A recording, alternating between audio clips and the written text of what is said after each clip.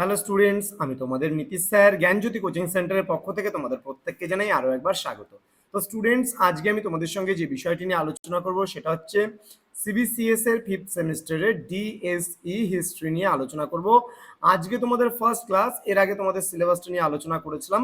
ইতিমধ্যে আমাদের online class কিন্তু শুরু হয়ে গেছে। আমাদের 1 আগস্ট থেকে অনলাইন ক্লাসগুলো শুরু হবে, কিন্তু অ্যাডমিশন কিন্তু শুরু হয়ে গেছে।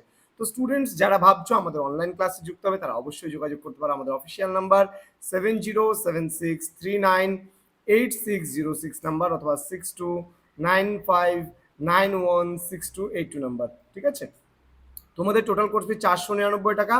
আর যদি ডিএসই ইংলিশ অথবা জি ইংলিশ থাকে সেক্ষেত্রে 100 টাকা বেড়ে কিন্তু 599 রুপিস হয়ে যাচ্ছে। এই মাসের মধ্যে রেজিস্ট্রেশন করলে এই ফিসটা লাগছে, কিন্তু আগামী মাস থেকে 100 রুপিস কিন্তু লেট ফাইন আমাদের লাগবে। তো দেরি না করে আজই যুক্ত হয়ে যাও আমাদের জ্ঞানজ্যোতি কোচিং সেন্টারে। চলো শুরু করছি তোমাদের সাকুলত নিয়ে। ওকে, সাকুলত বলতে কি বোঝো বা সাকুলত কাদের বলা হয়, এটা খুবই গুরুত্বপূর্ণ প্রশ্ন, প্রশ্নমান 3-এর জন্য। হ্যাঁ, তোমাদের কিন্তু আজকে প্রথম ক্লাস, আমি ধাপে ধাপে প্রতিটা বিষয় নিয়ে আলোচনা করব এবং প্রতিটা বিষয়ে ক্লাস নিয়ে আসবো। দেখো কি বলছে, শহরের মেহনতি মানুষ সাকুলত নামে পরিচিত ছিল। অর্থাৎ দেখবে শহরে যে সমস্ত শ্রমিক, দিনমজুর যে মানুষগুলো থাকে তারা কি করে, খুব মেহনত করে, অর্থাৎ খুব কষ্ট করে তারা দিন যাপন করে।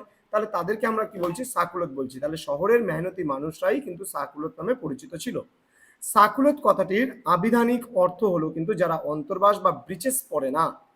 শহরের নিচুতলের এইসব মানুষ ছিল খুব দরিদ্র। দরিদ্র মানে কি, দেখবা যারা দিনমজুর, যারা মানে রিক্সা চালক, ভ্যান চালক, তারা কিন্তু খুব কষ্ট করে মেহনত করে তারা কিন্তু তাদের দিন যাপন করছে।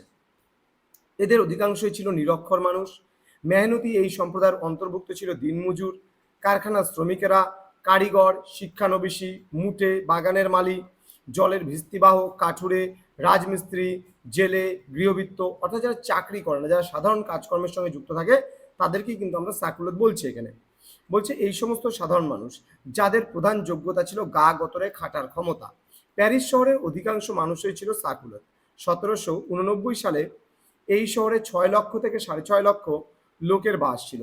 এরা শহরের নোংরা অস্বাস্থ্যকর পরিবেশে বসবাস করত। বিশেষ করে তুমি শিলিগুড়ি যদি গুরুং বস্তিতে দেখো, তাহলে কিন্তু তুমি এই পরিস্থিতিটা লক্ষ্য করবে। এবং একটা শহরের মধ্যে কিন্তু দেখবে যে একেবারে বস্তি এলাকায় যে সমস্ত মানুষেরা থাকে নোংরা এবং অস্বাস্থ্যকর পরিবেশে, তাদের কিন্তু এখানে সাকুলত বলা হয়েছে। বলছে যখন এদের হাতে কাজ থাকতো না, তখন অনেকেই হয় ভিক্ষা করতো, নয় অসামাজিক কাজকর্মে লিপ্ত থাকতো। এদের ঘরের মেয়েরা করতো দেহ বিক্রয়। শহরের ধনী ও সম্ভ্রান্ত মানুষ এদের কিন্তু ঘৃণা করত এবং মনে করতো শহরের সমস্ত অশান্তির জন্য কিন্তু এরাই দায়ী। তো স্টুডেন্টস, আশা করি তোমরা সাকুলতের ব্যাপারটা খুব ভালো করে বুঝতে পেরেছো। বিশেষ করে এই ভিডিওটা 2-3 বার প্লে করে দেখো, দেখবে তোমাদের বিষয়বস্তুগুলো সম্পর্কে আরও ধারণা স্পষ্ট হবে এবং তোমরা কিন্তু বিষয়টা সম্পর্কে খুব ভালো করে অবগত হতে পারবে এবং পরীক্ষায় খুব সুন্দরভাবে লিখতেও পারবে। তো স্টুডেন্টস, তোমাদের জ্ঞানজ্যোতি কোচিং সেন্টারের অফিসিয়াল ইউটিউব চ্যানেলে তোমাদের প্রত্যেককে স্বাগত জানাচ্ছি।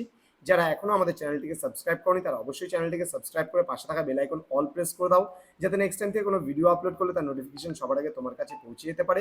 এছাড়া তোমরা যারা ভাবছো আমাদের অনলাইন ক্লাস যুক্ত হবে, তারা সময় নষ্ট না করে আজই যোগাযোগ করো আমাদের অফিসিয়াল নাম্বার 6295916282 এবং 7076398606 নাম্বারে। তোমাদের উজ্জ্বল ভবিষ্যৎ গড়ে তুলবো আমরা, এটাই আমাদের প্রতিশ্রুতি। দেখা হচ্ছে খুব তাড়াতাড়ি পরবর্তী ক্লাস নিয়ে। তোমরা প্রত্যেকেই ভালো থেকো, সুস্থ থেকো।